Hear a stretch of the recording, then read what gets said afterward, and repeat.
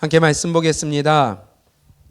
오늘 본문의 내용은 긴데요. 우리 사도행전 13장 32절부터 39절까지 우리 함께 읽겠습니다.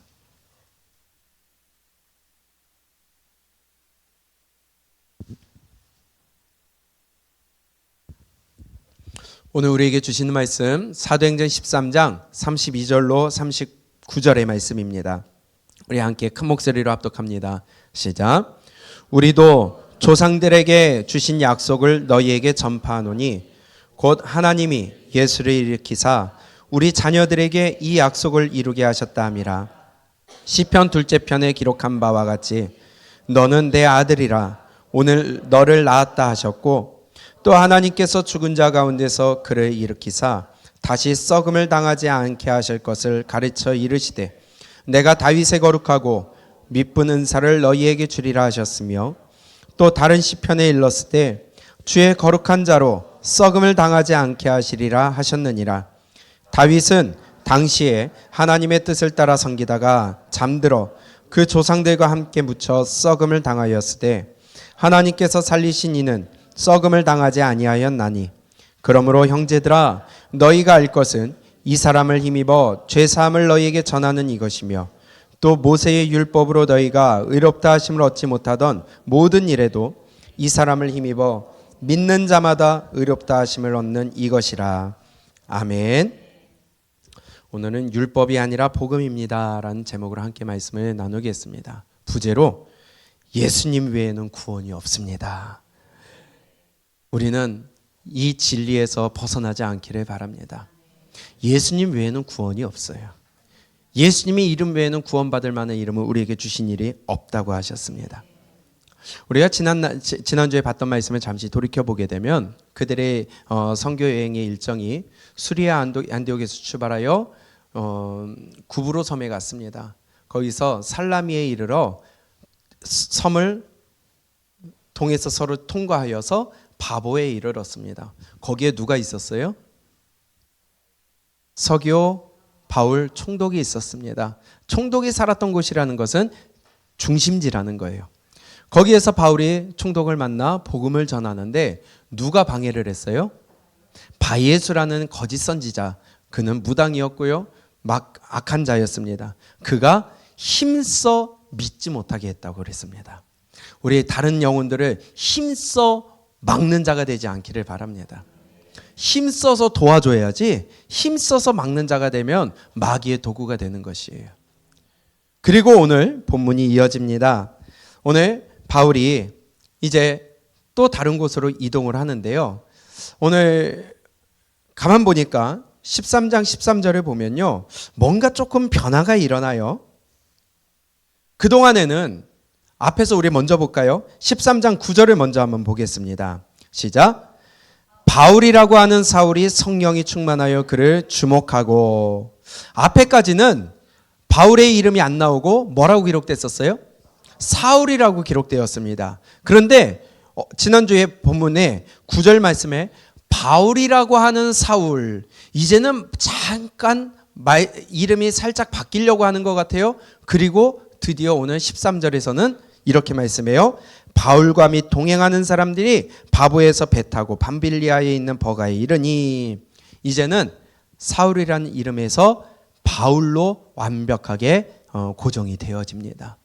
오늘 이후로 이제 사도행전에서는 바울의 이름을 바울이라고 계속해서 기록하고 있어요.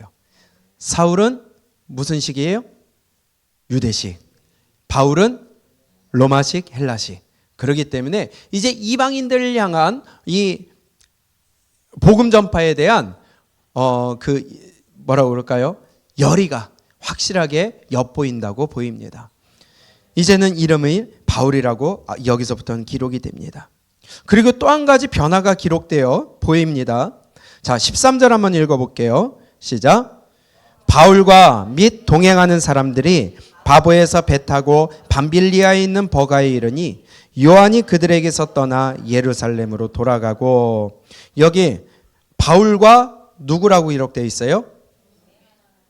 동행하는 사람들. 이 앞에까지는요 항상 뭐라고 기록되어 있냐면은 바나바와 사울. 기억하세요? 항상 바나바와 사울, 바나바가 먼저 나왔었어요. 보면요, 바나바가 사역의 중심이었습니다. 예루살렘 교회에서도 바나바가 땅을 팔아냈었고요. 거기서 인정받는 지도자였고요. 또한 안디옥 교회에 먼저 파송받은 것도 바나바였습니다. 그리고 이 바나바가 다소에 있던 누구요? 사울을 데리고 와서 같이 동역하게 한 것도 바나바였어요. 지금까지는 사역의 중심이 바나바 중심으로 이끌어져 갔었는데 오늘 이후로 이제는 바나바의 이름이 점점점 사라지고요. 바울의 이름이 드러나기 시작을 합니다. 바울이 사역의 중심으로 나타난다는 것을 보이게 되는 거예요. 물론 이 뒤에도 바나바와 바울이라는 표현이 조금은 나옵니다. 그러나 바나바의 이름이 점점점 사라지고 바울의 이름이 나타나기 시작하는 거예요. 그러면서 13절에 바울과 및 동행하는 사람들, 바나바의 이름이 이제는 동행하는 사람들의 같이 포함이 돼버리고 바울이 드러나기 시작한다는 거예요. 이제 선교 사역에 있어서 바울이 지도자로서의 확고한 이치를 가지고 이제 이끌어가는 모습을 오늘 보게 됩니다.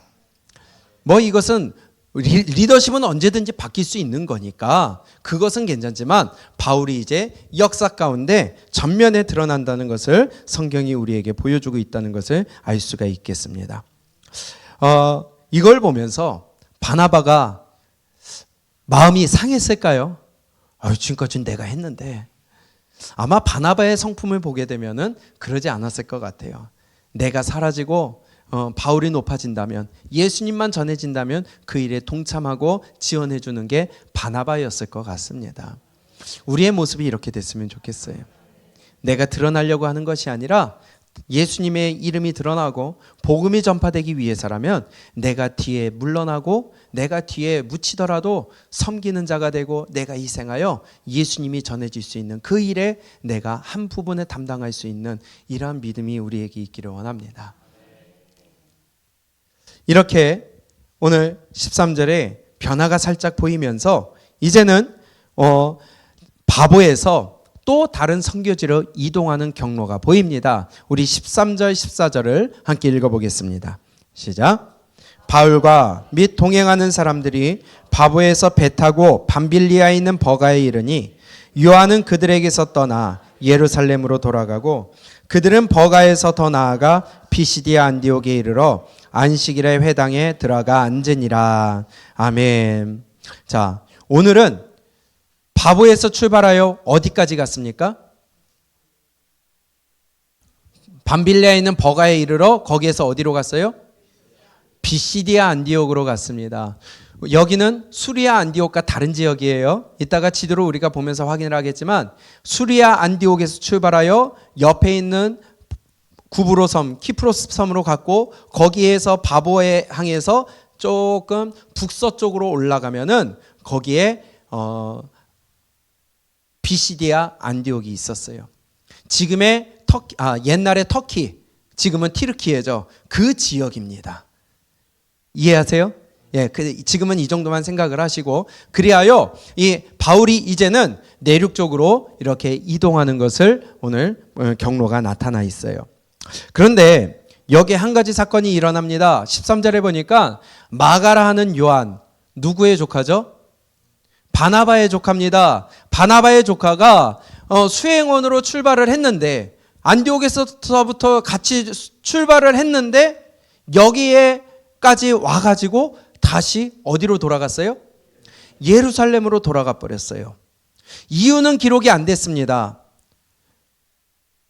싸웠는지 뭐가 마음에 안 들었는지 아니면 아팠는지 이유는 기록이 안 됐지만은 중간에 끝까지 함께하지 못하고 중간에 마가라 하는 요한이 자기 고향집 예루살렘으로 돌아갔다고 기록되어 있습니다.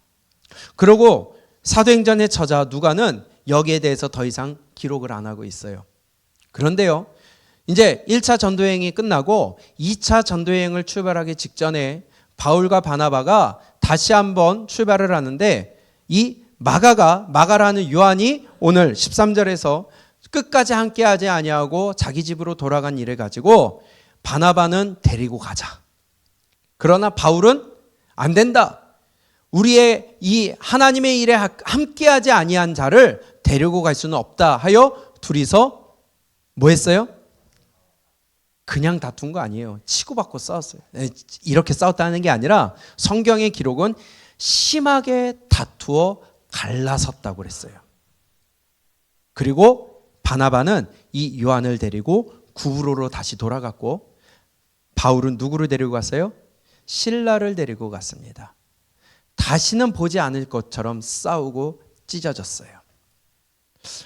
바울이 못됐죠. 좀 품어주지. 이해 좀 해주지. 바나바처럼 품어주면 얼마나 좋습니까? 그렇죠? 이제는 안 속아.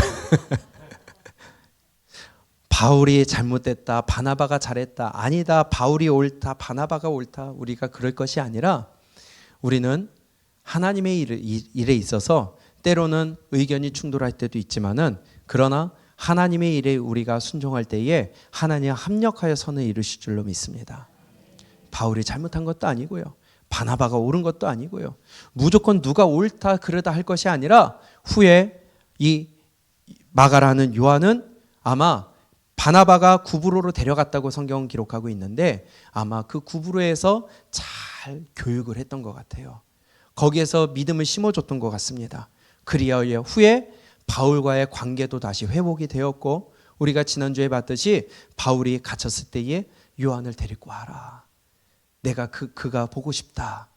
그리고 또한 베드로에게는 내 아들이라 부를 정도로 귀한 동역자가 되었던 것을 성경은 우리에게 말씀하고 있습니다. 안 데리고 가고 이해하지 못했다는 것, 잘못했다는 것이 아니라 그 일을 통하여 다시 한번 하나님은 바울에게도 깨닫게 하는 계기가 되었을 것입니다. 바나바에게도 깨닫게 하는 일이 되었을 것입니다. 여러분, 우리가 복음을 전하는 데 있어서, 교회 일을 하는 데 있어서 어떤 사람은 바울처럼 막 진취적인 사람이 있을 수도 있어요. 어떤 사람은 바나바처럼 품어주고 데려가고 이끌려고 하는 사람이 있을 수 있어요. 네가 잘했다, 내가 잘했다 할 것이 아니라 다 필요한 것입니다. 그렇기 때문에 교회인 거예요. 그래서 우리가 교회입니다. 아멘. 이런 사람도 필요하고 저런 사람도 필요한 거예요. 하나님은 이런 사람도 쓰시고 저런 사람도 쓰시는 거예요. 저처럼 자꾸 실수가 많은 사람도 쓰시고요, 여러분들처럼 자꾸 실수를 찾아내는 사람도 쓰시고요. 여러분들, 우리가 이런 모습으로 서로 부족한 모습이 하나가 되어 아름다운 하나님의 교회가 만들어질 수 있기를 바랍니다. 그러나 다투지 않기를 바라요. 함께 싸우지 않기를 원해요.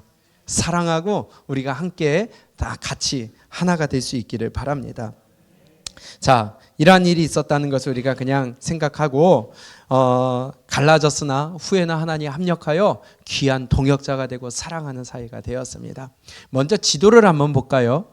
먼저 첫 번째 지도를 보게 되면은, 우리가 이 지도는 이제 계속해서 눈에 이제 익으실 텐데, 저 밑에 예루살렘이 있습니다. 그리고 저기 중간에 키프로스 섬, 저 구브로 섬이 있습니다. 지금 저기가 동그라미 친 데가 바보예요. 거기에서 이제 어디로 가느냐? 밤빌리아에 있는 어디예요? 버가로 갑니다. 저기가 버가예요. 그런데 거기에서 마가라는 요한이 어디로 갔다고요? 예루살렘으로 갔어요. 그런데 바보에서 저 밤빌리아에 있는 버가까지 약 290km 정도 된다고 합니다. 가까운 거리가 아니거든요.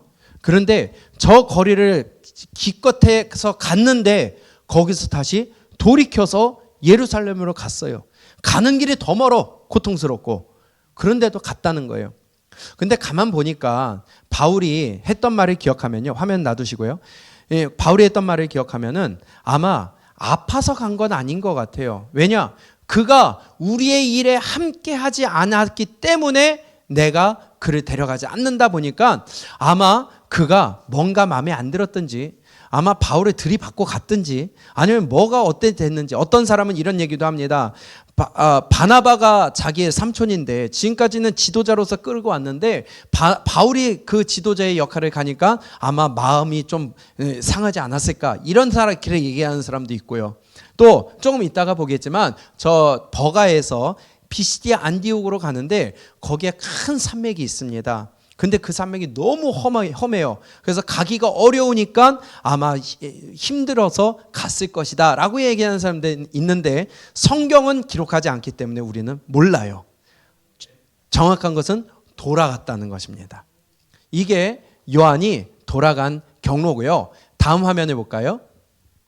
거기에서 이제 버가예요. 더 확대를 한 겁니다. 자, 밤빌리아에 있는 버가에서 어디로 갔느냐? 저 위에 있는 비시디아 안디옥까지 갔어요. 거기까지의 거리가 보면은 약 160km가 됩니다. 이 길을 가는데 중간에 뭐가 있느냐? 화면을 보게 되면은 다음 타우루스 산맥이라는 것이 있습니다. 이것이 해발 약 3,000m 정도 되는 험한 산이래요. 여기를 가는 데 있어서 사람들이 쉽게 죽고 또한 여기에 강도들이 있어서 이 사람들이 가지 않는 곳이었다고 합니다. 그런데 그냥 직선거리로 160km인데 해발 3,000m가 되는 험한 산이 있으니까 쉽지 않았겠죠. 그런데 그 옆길로 해가지고 어쨌든 갈 수 있는 그 길로, 지금도 여기가 트레킹 길이 있다고 그래요. 그래서 이 산맥을 옆으로 해서 저 위에 있는 피시디아 안디옥까지 바울이 가는 여정이 오늘의 경로입니다. 아멘. 예, 그 다음에 다음 화면에 보면은 자, 이것이 아까 조금 멀리서 전체 화면을 본 건데 지금 여기 경로 안 보셔도 괜찮아요. 뭘 보려고 그러냐면은 저 이 대륙이 지금 터키예요. 튀르키예. 근데 갈라디아 지방이 어디냐? 비시디아 안디옥이 속한 지역이 갈라디아 지방이에요. 여기가 갈라디아 지방입니다. 그래서 갈라디아서가 바로 여기에 있는 교회에게 보낸 편지가 바로 갈라디아서입니다. 그런데 베드로전서 1장에 보면은 갑바도기아라고 나오는 거 기억하세요? 그게 어디냐면 여기예요. 여기가 갑바도기아고요. 그 다음에 요한계시록에 보면은 아시아 7교회, 에서버도 사빌라 7교회가 나오죠. 그 교회가 어디냐면은 바로 여기가 있는 곳이 에서버도 사빌라 7교회입니다. 지도가 이해가 되세요? 예, 비시디아 안디옥, 지금 범위는 그냥 대충 알아보기만 쉽게 이렇게 표시한 거고요. 비시디아 안디옥이 포함된 지역이 바로 튀르키예, 지금의 튀르키예, 터키의 옛 땅이고요. 저희가 갈라디아 지방이라고 우리가 알면 되겠습니다. 오늘의 경로와 배경을 이렇게 알고 이제 오늘 본문을 보면 되겠습니다. 다시 사도행전 13장 13절부터 14절을 보면요, 바울과 및 동행하는 사람들이 바보에서 배 타고 밤빌리아에 있는 버가에 이르니 요한은 그들에게서 떠나 예루살렘으로 돌아가고 그들은 버가에서 더 나아가 비시디아 안디옥에 이르러 안식일에 회당에 들어가 앉으니라. 이제 그들이 비시디아 안디옥에 가서 복음을 전하기 위하여 갔습니다. 그런데 그들이 어디로 먼저 갔어요? 어디요? 자, 이제 우리가 대답을 크게 하고 아멘을 크게 하고 우리 말씀에 집중합시다. 그래야 다음에 또 어떤 강사 목사님이 오시더라도 누가 쓰더라도 살아있구나 알 수가 있어요. 똑하면 딱 해야 돼요. 아멘. 예. 자, 오늘 바울이 어디로 갔습니까? 회당에 갔어요. 왜 회당에 갔을까요? 거기에 누가 있어요? 유대인들이 있습니다. 또 거기에 이방인들도 있습니다. 유대교에 입교한 이방인들과 유대인들이 거기 있어요. 그들에게 복음을 전합니다. 바울의 마음은 항상 그 마음 가운데 로마서에 보게 되면은 내 동족, 내 유대인 동족들을 늘 사모하고 그들을 사랑하는 마음이 있었어요. 그래서 먼저 가서 복음을 전할 때에 항상 회당에 먼저 가서 전했어요. 거기에 이방인들도 있었거든요. 그런데 자, 14절에 보니까 회당 안식일에 회당에 들어가 앉으니라. 그들은 안식일에 모이니까 많이 있었겠죠. 그걸 의도하고 갔었던 것 같아요. 그런데 어떤 일이 있느냐? 자, 15절부터 우리가 함께 16절까지 읽어보겠습니다. 시작. 율법과 선지자의 글을 읽은 후에 회당장들이 사람을 보내어 물어 이르되 형제들아 만일 백성을 권할 말이 있거든 말하라 하니 바울이 일어나 손짓하여 말하되 이스라엘 사람들과 및 하나님을 경외하는 사람들아 들으라. 아멘.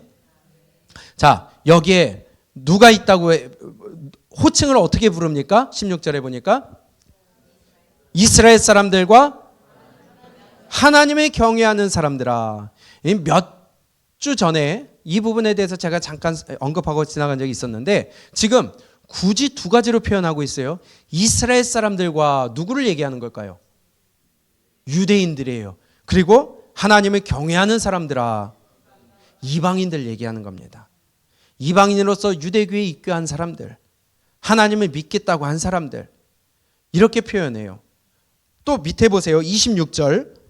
형제들아 아브라함의 후손과 너희 중 하나님을 경외하는 사람들아. 굳이 구분해서 표현하고 있습니다. 유대인들을 부르고 또 그 가운데 하나님을 믿겠다고 온 이방인들. 또 43절에 보세요. 회당의 모임이 끝난 후에 유대인과 유대교에 입교한 경건한 사람들이, 여기도 보니까 유대인과 유대교에 입교한 경건한 사람들, 이방인들 얘기하는 겁니다.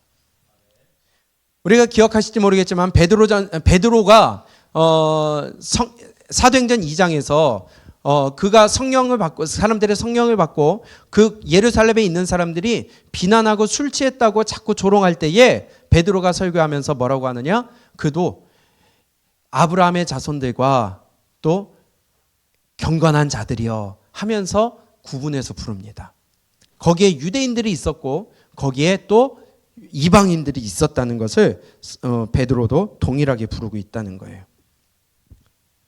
이것을 우리가 기억하시고 바울이 거기에 가서 복음을 전한 것은 유대인뿐만이 아니라 이방인들이 같이 있기 때문에 거기에서 회당의 복음을 전하러 간 것입니다. 그런데 이 바울이 이제 설교를 하기 시작하는데 한번 그 흐름을 보세요. 어디서부터 시작하느냐? 17절에 보니까 이 17절은 무슨 사건이에요? 출애굽 사건입니다. 먼 옛날부터 다시 시작을 하는 거예요. 왜 그랬을까요? 17절에 보니까 출애굽 사건을 언급을 합니다. 18절에 보니까 광야를 지난 사건을 언급을 합니다. 19절에 보니까 가나안 땅에 있었던 일들을 언급을 합니다. 20절에 보니까 선지자와 사사들의 일을 얘기합니다. 지금 역사를 계속 훑고 있어요. 이게 보이세요? 그러면서 21절에는 사울 왕에 대해서 얘기를 하고 22절에 와서 다윗 왕까지 이끌어 갑니다. 지금 출애굽부터 해서 계속해서 역사를 훑고 있어요. 굳이 왜 역사 시간도 아닌데 이거를 훑고 있을까요? 예수님을 끄집어내기 위함이에요. 그 예수님이 복음을 전하는 데에 예수님이 어떤 분이냐? 바로 너희들이 최고로 여기는 다윗왕, 너희들이 최고로 여기는 섬기는 다윗왕의 후손으로 오신 예수가 그가 메시아다. 그가 그리스도다. 그를 믿어야 우리가 구원받는다. 그걸 얘기하기 위해서 역사를 출애굽부터 해가지고 다윗왕까지 이끌어낸 겁니다. 이렇게 설명해요. 지금 21절에 보니까 그 후에 그들이 왕을 구하거늘 하나님이 베냐민 지파 사람 기스의 아들 사울을 40년간 주셨다가 패하시고 다윗을 왕으로 세우시고 증언하여 이르되 내가 이새의 아들 다윗을 만나니 내 마음에 맞는 사람이라 내 뜻을 다 이루리라 하시더니 하나님이 약속하신 대로 이 사람의 후손에서 누구를 위하여? 너희들 이 이스라엘 사람들을 위하여 구주를 세우셨으니 곧 예수다. 이 말을 끄집어내기 위하여 바로 역사를 계속해서 설명하고 있는 바울을 보고 있습니다. 그런데 이걸 보니까요, 사도들이 다 이 방법을 썼어요. 선지자들이 이 방법을 썼어요. 역사 가운데 살아계신 그 하나님이 우리의 하나님이시고 너희가 섬기는 그 하나님이 바로 예수다. 베드로도 동일하게 얘기합니다. 저희 사도행전 2장을 볼까요? 그가 좀 전에 제가 얘기한 것처럼 예루살렘의 성령의 그 처음 역사가 일어났을 때에 그가 설교하면서 베드로도요 다윗을 끄집어냅니다. 우리가 최고로 여기는 이 다윗 왕의 후손으로 오신 자가 바로 이 예수다. 그가 그리스도다. 그를 믿어야 구원받는다. 이것을 베드로도 동일하게 사용한다는 거예요. 자, 좀 길지만은 앞에 좀 뛰어넘고요. 22절을 볼까요? 22절 이스라엘 사람들아 이 말을 들으라. 너희도 아는 바와 같이 하나님께서 나사렛 예수로 큰 권능과 기사와 표적을 너희 가운데서 베푸사 너희 앞에서 그를 증언하셨느니라. 그가 하나님께서 정하신 뜻과 미리 하신 대로 내준 바 되었거늘 너희가 법 없는 자들의 손을 빌려 못 박아 죽였으나 너희들이 그 예수를 죽였다. 그런데 하나님께서 그를 사망의 고통에서 풀어 살리셨으니 이는 그가 사망에 매여 있을 수 없었습니다. 그가 죽었지만 어떻게 했다? 살아나셨다. 부활하셨다. 그러면서 그 다음에 누구를 얘기해요? 25절에 다윗을 연결합니다. 그리고 잠깐 뛰어넘어서 뭐라고 또 이 베드로가 얘기하냐면 29절을 봅니다. 형제들아 내가 조상 누구요? 다윗에 대하여 담대히 말할 수 있노니 다윗이 죽어 장사되어 그 묘가 오늘까지 우리 중에 있도다. 그는 선지자라 하나님이 이미 맹세하사 그 자손 중에서 한 사람을 그 위에 앉게 하리라 하심을 알고 미리 본 고로 그리스도의 부활을 말하되 다윗의 자손으로 오신 예수가 그리스도인데 그의 부활을 우리가 지금 보고 있는 것이다. 그가 음부에 버림이 되지 않고 그의 육신이 썩음을 당하지 아니하리라 하시더니 이 예수를 시작 이 예수를 하나님이 살리신지라 우리가 다 이 일의 증인이로다. 아멘. 지금 베드로가 뭘 증거하고 있는 거예요? 예수님의 십자가와 죽으심과 부활을 지금 증거하고 있는 거예요. 이게 복음입니다. 복음은 다른 거 아니에요. 예수님이 나를 위하여 우리를 위하여 십자가에 죽으시고 그분이 살아나셨다. 부활하셨다. 이것을 믿는 자가 구원받는다. 이게 복음이에요. 지금 바울이 피시디아 안디옥에서도 동일하게 복음을 전하는 것입니다. 다시 오늘 본문 13장 와가지고 보게 되면요. 13장 22절에 볼까요? 시작.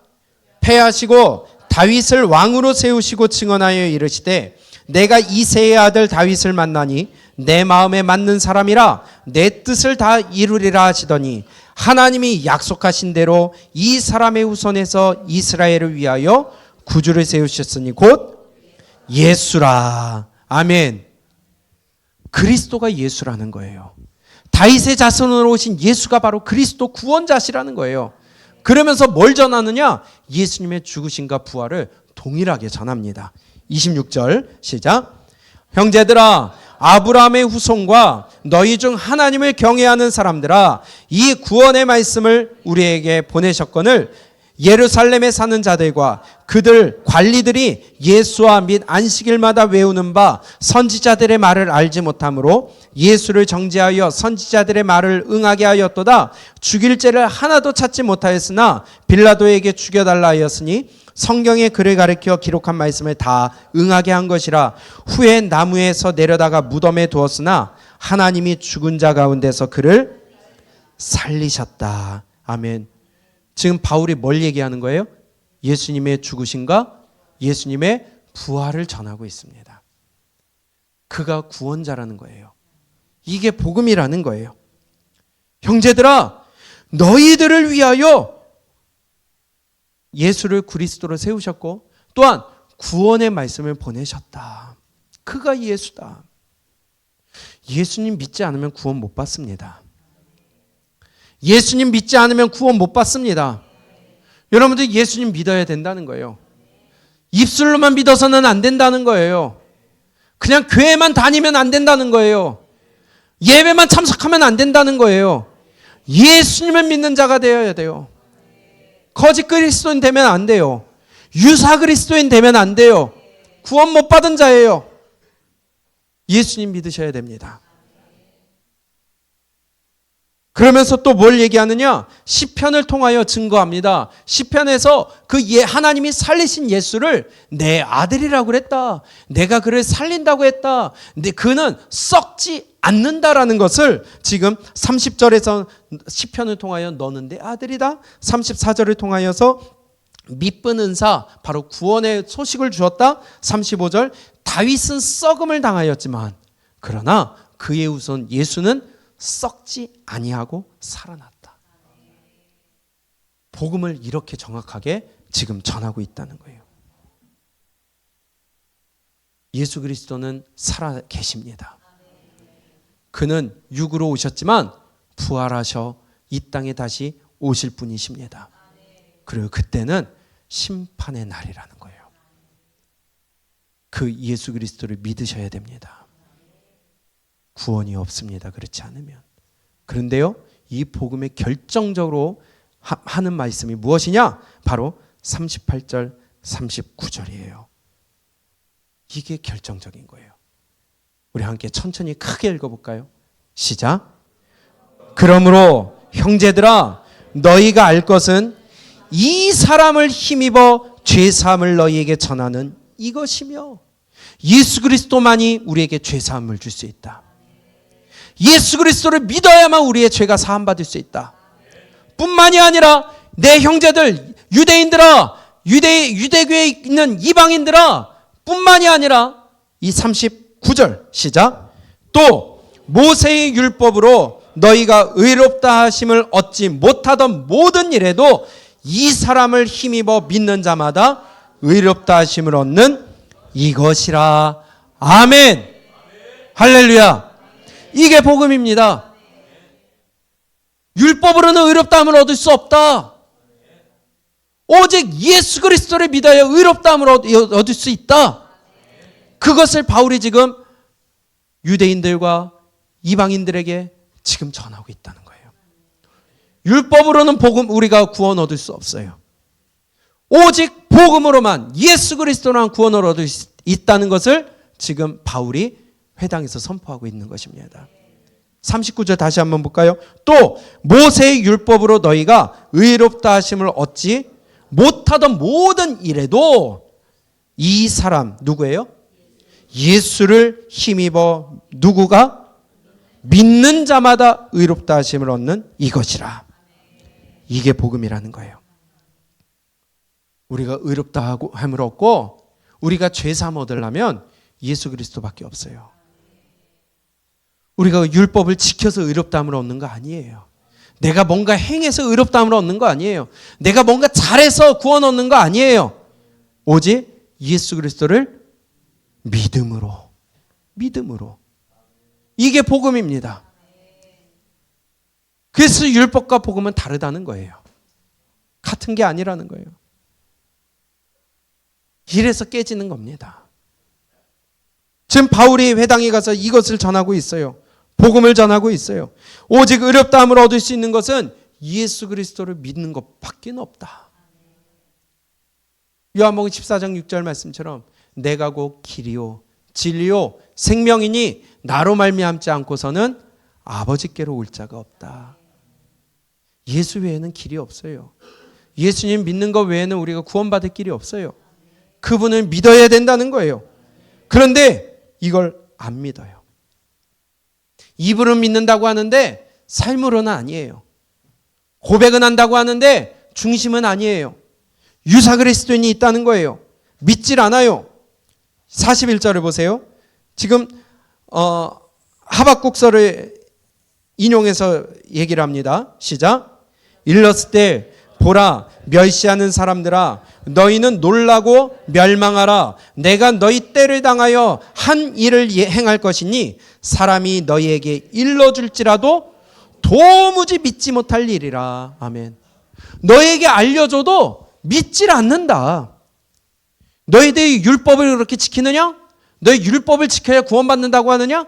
아니다. 예수 그리스도를 믿어야 구원받는다. 그래야 죄사함 받는다. 그런데 너희가 도무지 믿지를 않는다. 유대인들이 그걸 안 믿는다는 거예요. 지금도 마찬가지라는 겁니다. 복음을 전해도 안 믿는다는 거예요. 예수 그리스도를 전해도 안 믿는다는 거예요. 난 믿는데 그런데 그의 입에서는, 그의 삶에서는 안 나타나요. 복음을 믿어야 돼요. 예수 그리스도를 믿어야 돼요. 근데 이 말씀을 믿질 않는다는 것을 이미 바울이 앞에서 설명했어요. 오늘 본문 가운데 27절, 26절을 볼까요? 26절, 27절입니다. 시작. 형제들아, 아브라함의 후손과 너희 중 하나님을 경외하는 사람들아, 이 구원의 말씀을 우리에게 보내셨거늘, 이 구원의 말씀을 우리에게 보내셨다는 거예요. 그게 누구예요? 예수 그리스도예요. 선지자들과, 우리 히브리서에서도 동일하게 말씀하는데, 선지자들과 율법과 선지자의 글이 바로 누구를 가리킨다는 거예요? 예수를 가리킨다는 거예요. 아멘.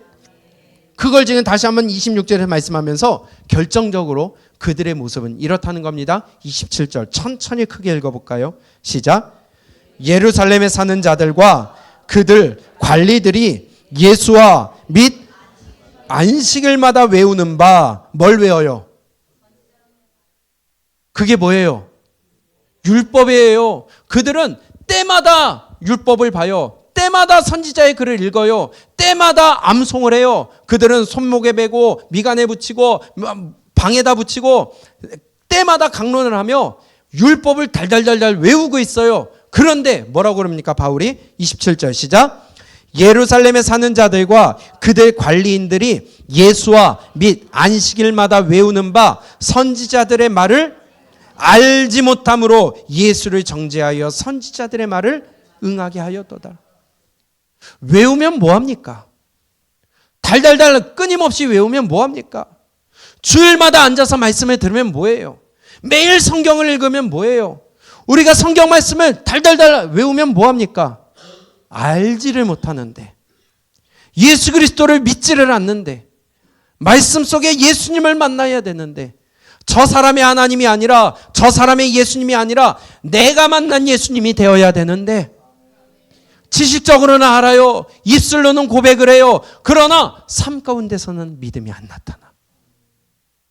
지금 유대인들이, 지도자들이, 관리인들이 율법을 연구하고 달달달 외우며 예루살렘에 사는 자들아, 그들 관리인들이 예수와 및 안식일마다 외우는 바 선지자들의 말을 알지 못함으로 예수를 죽였다.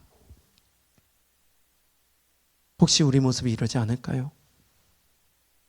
주일마다 말씀을 듣는데, 매일 내가 성경을 읽는데, 그러나 읽는 건 읽는 거고 듣는 건 듣는 거고, 그것이 내 믿음으로 나타나지 못하고 입술로 나타나지 못하고 삶으로 나타나지 못한다면, 지금 유대인들이 율법에 갇혀 성경은 암송하고 율법은 알지만 그들이 알지 못하여 예수를 정죄하고 죽였던 것과 뭐가 다를까요?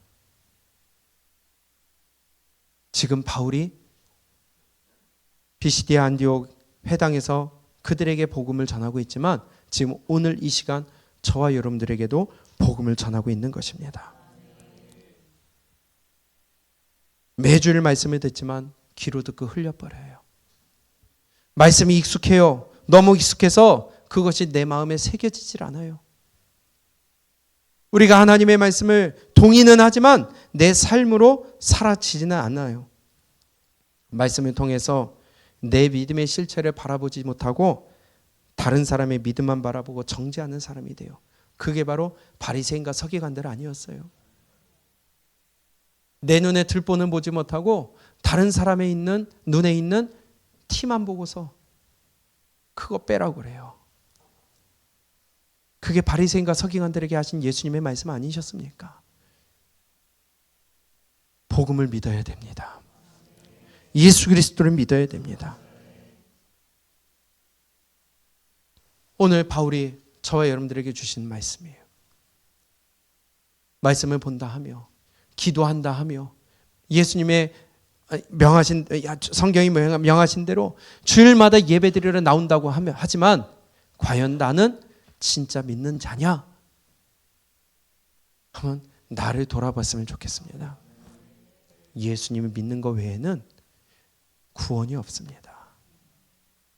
이 자리에 앉아 있어도 예수님 믿지 아니하면 영원히 쉬지 못하는 지옥에 떨어질 수밖에 없다는 것을 성경은 정확하게 우리에게 말씀하고 있다는 것이에요. 나는 진짜 믿고 있을까? 예루살렘에 사는 자들과 그들 관리들이 예수와 및 안식일마다 외우는 바 선지자들의 말을 알지 못하므로 예수를 정죄하여 선지자들의 말을 응하게 하였도다. 우리 깨닫는 자가 되시기를 축복합니다. 예수 외에는 구원이 없습니다. 말씀이 익숙하여 우리 가운데 그냥 살짝 미끄러져 지나간다면 그것은 우리의 헛된 자리, 헛된 시간 보내는 거나 마찬가지예요. 율법으로는 구원 얻을 수 없습니다. 율법으로는 의롭다함을 얻을 수가 없습니다. 오직 믿음으로만. 야, 그러면 그 복음을 너무 하찮게 여기는 거 아니냐? 아니요. 그렇기 때문에 그 복음이 귀한 거예요. 왜냐? 믿는 모든 자들에게 주시는 선물이기 때문에. 근데 너무 쉬워서 그런지, 너무 간단해서 그런지 믿질 않는다는 겁니다. 안 믿어요. 놀라운 선물을 주신다고 약속하셨는데 안 믿어요. 지금 바울과 그의 동행한 자들이 어디에서 전했다고요? 비시대 안디옥에 있는 회당에서. 거기에 누가 있어요? 유대인 그룹이 있고요, 이방인 그룹이 있어요. 그런데요, 이방인들은 뭐에 익숙해요? 율법에 익숙해요. 그렇기 때문에 이 말씀을 들었을 때에 바울이 너희 율법으로 의롭다함을 얻는 거 아니다. 다윗의 자손으로 오신 예수 그리스도를 믿어야만 의롭다함을 얻고 구원 얻을 수 있다. 이 말을 했을 때에 유대인들은 좋아했을까요? 싫어했을까요? 싫어하죠. 지금까지 내가 해온 건 뭔데? 지금까지 내가 가르쳤던 건 뭔데? 그런데 누구는 좋아했을까요? 이방인들은 좋아했죠. 그러니 여기에서 이제 갈등이 생기기 시작하는 거예요.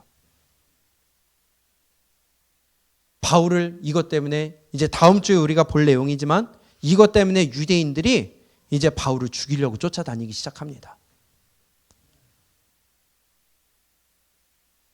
우리가 올바른 복음을 전할 때는 반드시 마귀가 방해를 한다는 거예요.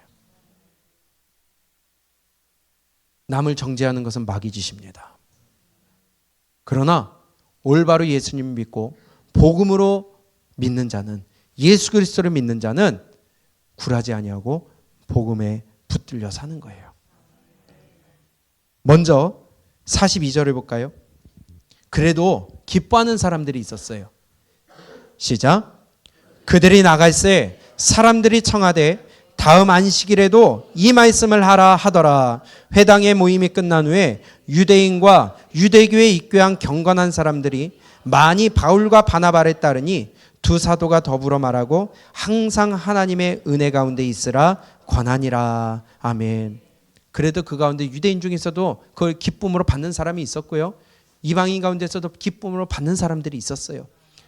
바울이 나오면서 그들에게 뭐라고 합니까? 너희가 항상 하나님의 은혜 가운데 거하라. 오늘 말씀을 들었어요. 여러분들 한 주 동안 은혜 가운데 거하시게 됩니다. 그 은혜 붙들고 사셔야 됩니다. 그 예수 그리스도를 붙들고 사셔야 돼요. 복음 붙들고 사셔야 돼요. 바울이 그 얘기하는 거예요. 그렇지 아니하면 나도 모르는 순간에 마귀에게 내 마음을 빼앗겨 마귀짓하고 있어요. 순간 빼앗깁니다. 순간 미혹됩니다. 순간 넘어집니다. 그래서 우리는 무시로 기도해야 되겠고요, 무시로 나를 점검해야 되겠고요, 날마다 내 믿음을 점검하고 또 점검해서 하나님 앞에서 내가 올바로 서 있는가 나를 돌아볼 줄 알아야 돼요. 그런데요, 이것만 볼까요? 44절 45절 시작. 그 다음 안식일에는 온 시민이 거의 다 하나님의 말씀을 듣고자 하여 모이니 유대인들이 그 무리를 보고 시기가 가득하여 바울이 말한 것을 반박하고 비방하는. 바울이 뭘 말했는데요? 복음. 율법으로는 의롭다함을 얻을 수 없다. 예수를 믿어야 의롭다함을 얻을 수 있다. 거기에 대해 비방하고 반박하고 나서기 시작합니다. 다음 주에 우리가 보겠지만 사람들을 막 선동을 해요. 내 마음에 안 들면 막 사람들을 선동을 해요.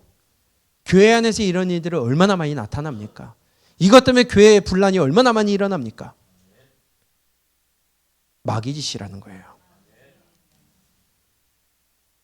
다음 주에 우리가 보도록 하겠습니다. 하나만 볼게요. 이러한 일들 때문에 율법이 우리를 구원하는 것이 아니다. 예수 그리스도를 믿어야 구원받는다. 이것을 자꾸 유대인들이 아니다 하니까는 사도행전 15장에 예루살렘 회의가 시작이 된 거예요. 거기에서 결론 내린 것이 뭐냐? 아니다. 복음이다. 예수 그리스도를 믿어야 우리가 구원받는다는 것을 결론을 내립니다. 그것만 잠깐 볼게요. 15장 1절이에요.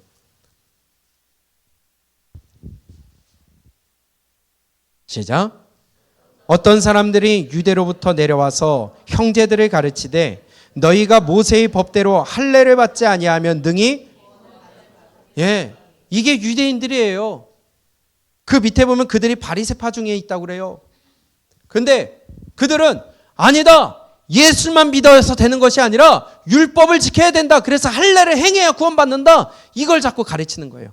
갈라디아서에 보면 이것 때문에 갈라디아 편지를 보낸 거 아니에요. 아니다. 오직 예수다. 그러면서 11절을 보십시오. 시작. 그러나 우리는 그들이 우리와 동일하게 주 예수의 은혜로 구원받는 줄을 믿노라 하니라. 아멘. 이렇게 결론을 내려버리는 거예요. 사도들이. 율법이 아니다. 은혜로 구원받는다. 예수 그리스도를 믿는 자가 구원받는 것이다. 그러면서 그러나 율법이 우리에게 유익하긴 한데 그중에 우리가 그래도 이방인들 중에 할례는 행하지 않아도 되지만 지켜야 될 것이 있다. 무엇이냐? 우상에게 드렸던 거 먹지 말자. 그거는 우리가 금해야 되지 않느냐.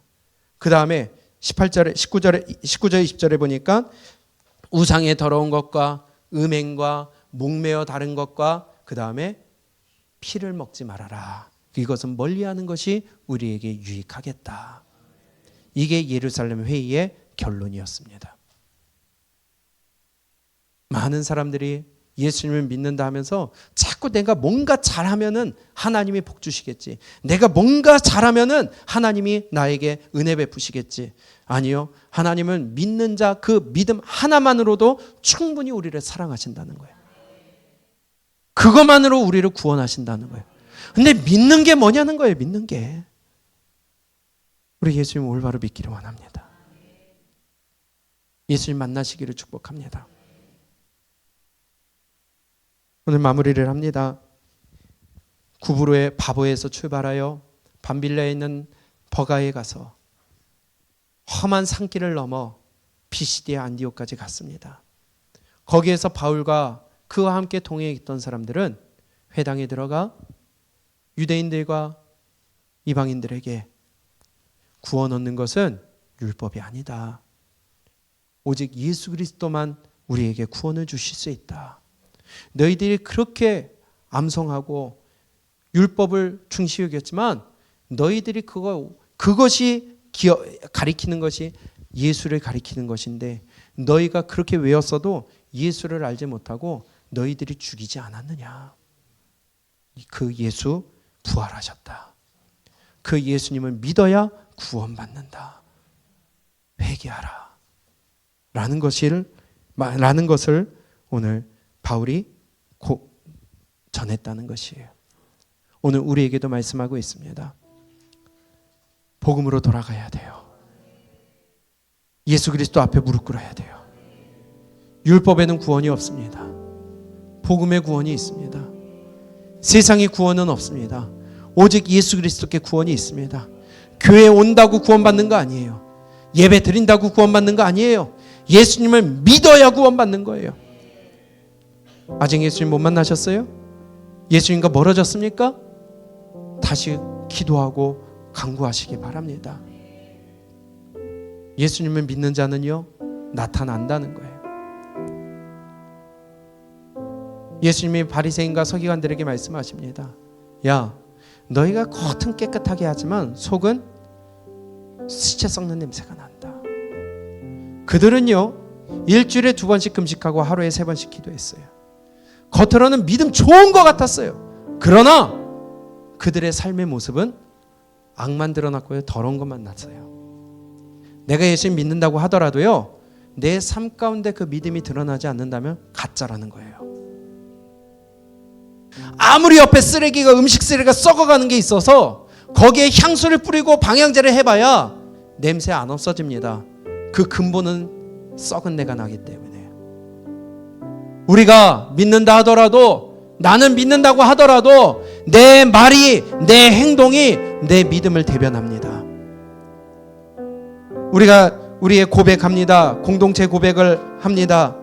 양은 목자의 음성을 따르듯 주님의 음성을 따라가겠습니다. 언제 어떤 상황에서도 주시는 말씀에 순종하겠습니다. 주님 목소리에 집중하여 민첩하게 반응하게 하옵소서. 이거 형식이에요? 아니라는 거거든요. 정말 예수님 믿는 사람은 이렇게 살아간다는 거거든요. 우리가 이렇게 살아가자고 고백하는 거예요, 매주마다. 우리 겉만 번지르한 가짜 그리스도인 되지 않기를 바랍니다. 정말 예수 믿고 우리의 말에서, 우리의 삶에서, 우리의 행동에서 예수님이 드러나야 되기를 원합니다. 오늘 그 비시디아 안디옥에 전했던 바울의 복음이 지금도 살아 우리에게 전해지고 있어요. 하나님, 우리 다시 복음 앞에 엎드리기를 원합니다. 복음만이 생명입니다. 율법으로는 구원 얻을 수 없습니다. 매주 나는 말씀을 듣지만 듣고 흘리는 자인가? 나는 성경을 읽지만 그것이 내 가슴에 새겨지지 않고 그것이 그냥 미끄러져 흘러가는가? 우리가 기도는 하지만 그 기도의 시간은 나는 어떻게 하나님과 교제하고 있는가? 우리 다시 한번 나를 돌아보며 내 믿음을 점검하며, 하나님, 나 다시 한번 무릎 꿇습니다. 하나님, 다시 주님 앞에 엎드립니다. 은혜 주시고 복음 앞에 엎드려 주님과 동행하는 자가 되게 하여 주시옵소서. 다시 시작하게 하여 주시옵소서 하며 우리가 주님을 붙드는 시간이 될 수 있기를 축복합니다. 이번 한 주간 우리가 이 말씀 붙들고, 하나님, 다시 복음으로 나를 묶습니다. 하나님, 다시 복음 앞에 엎드립니다. 하나님, 내 안에 좌정하시고 나를 쳐서 깨뜨려 주시고 하나님, 더 깨지게 하여 주시옵소서. 이러한 한 주간 살아가시기를 주님의 이름으로 축복합니다. 우리 가사를 생각하면서 찬양했으면 좋겠습니다. 많은 이들 말하고 많은 이들 노래는 하지만 정작 가지 않는 길, 두려운 생각보다 많이 힘들고 험한 길보단 그저 말로만 가려 하기에 점점 멀어진다는 거예요. 주님과 점점 멀어져요. 천국과 점점 멀어져요. 가까워지는 것은 마귀와 가까워지고요, 지옥과 가까워져요. 우리 가사를 생각